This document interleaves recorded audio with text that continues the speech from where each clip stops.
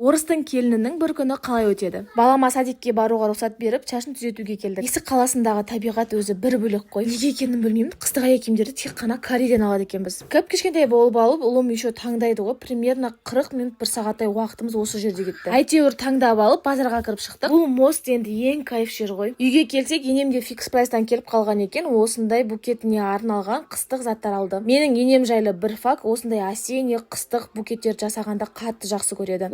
Жаңа жылға дайындықты бастап кеткен ғой ол кісі. Қазір бізден бөлек шығып жатқан дачасына осындай оформление жасағысы келіп жатыр. Терезесіне уют создавать еткенді қатты жақсы көреді. Мен негізі ондайға қатты мән бермейді екенмін. Бірақ та алған заттарының ішінен бір букетті көріп қалып, садикке керек деп алып қалдым. Одан кейін күштілеп тұрып қазақша стол жасап, шай ішіп алдық. Келген өзіңіз кінәлі деп бала-шағамен тастап кеттім де жұмысқа қарай зыттым ғой. Бұл жерде тәжік ұлтының адамдарымен жұмыс жасаймын. Бір-біріміздің тілімізді түсінбей біраз кадр боламыз, бірақ атмосферный адамдармен жұмыс жасаған өзіме ұнайды. Осылайша бір күнім бітті.